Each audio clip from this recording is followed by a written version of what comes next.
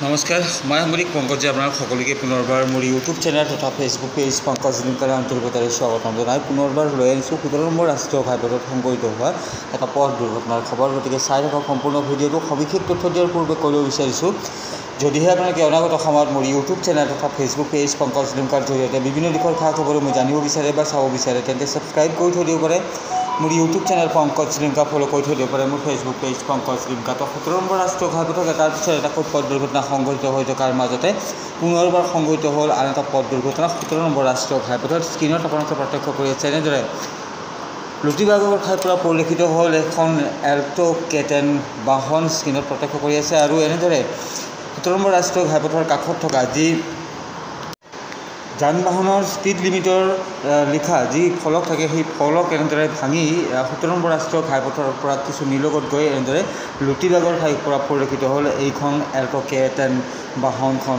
এই যি পথ দুৰ্ঘটনা এয়া সংঘটিত হৈছে গোৱালপাৰা জিলাৰ ধূপধাৰা আৰক্ষী থানাৰ অন্তৰ্গত গুলিয়ানপাৰাৰ সমীপত 17 নম্বৰ ৰাষ্ট্ৰীয় ঘাইপথত ৰাতিপুৱাৰ ভাগতে সংঘটিত হৈছে পথ দুৰ্ঘটনাটি। গোৱালপাৰা দিশৰ পৰা গুৱাহাটী অভিমুখে গৈ আছিল আৰু এনেধৰণে নিয়ন্ত্ৰণ হেৰুৱাই পথৰ পৰা বাগৰি পৰা পৰিলক্ষিত হ'ল। বহু দূৰলৈকে ছিটিকি যোৱা পৰিলক্ষিত হ'ল বাহনখন। খবৰ পোৱা মাত্ৰকে ঘটনাস্থলীত উপস্থিত হৈ ধূপধাৰা আৰক্ষী দল তেওঁলোকে ইতিমধ্যে বাহনখন উদ্ধাৰ কৰিছে। বাহনখনত চালকসহ আন এজন যুৱক আছিল। দুয়োজন যুৱকৰ প্ৰাণ ৰক্ষা পৰিছে যদিও আঘাতপ্ৰাপ্ত হৈছে দুয়োগৰাকী যুৱক। স্ক্ৰীণত আপোনালোকে প্ৰত্যক্ষ কৰি থকা বগা ৰঙৰ চাৰ্ট আৰু ৰঙা ৰঙৰ যি স্পৰ্টিং পিন্ধি আছে সেই দুজন আছিল যুৱক এই বাহনখনত, আৰু দুয়োজনৰে প্ৰাণ ৰক্ষা পৰিছে যদিও আঘাতপ্ৰাপ্ত হৈছে।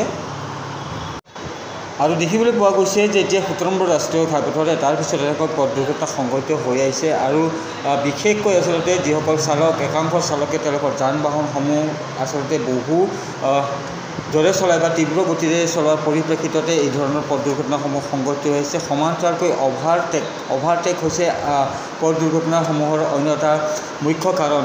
আৰু ইয়াৰ পৰিপ্ৰেক্ষিততে এটাৰ পিছত এটাকৈ পথ দুৰ্ঘটনা সংঘটিত হৈ থকা পৰিলক্ষিত হৈছে। আজি যিটো পথ দুৰ্ঘটনা সংঘটিত হয়, যিখন বাহন এল্টো কেটেন দুৰ্ঘটনাগ্ৰস্ত হ'ল, এইখনৰ নম্বৰ মই আপোনালোকক জনাই দিছোঁ AS01FR3836। পুনৰবাৰ জনাই দিছোঁ AS01FR3836। ইতিমধ্যে মই আপোনালোকক জনাই দিছোঁ যে পথ দুৰ্ঘটনা সংঘটিত হোৱাৰ পিছতে ঘটনাস্থলীত উপস্থিত হৈ আৰক্ষী দল আৰু তেওঁলোকে বাহনখন উদ্ধাৰ কৰি ইতিমধ্যে থানালৈ লৈ গৈছে। চালকসহ দুজনকৈ লোক আছিল, দুয়োজনকে ইতিমধ্যে চিকিৎসাৰ ব্যৱস্থা কৰিছে আৰক্ষীয়ে। আৰু এই পথ দুৰ্ঘটনাটি সংঘটিত হৈছে গোৱালপাৰা জিলাৰ ধূপধাৰা আৰক্ষী থানাৰ অন্তৰ্গত গুলিয়ানপাৰাৰ সমীপত।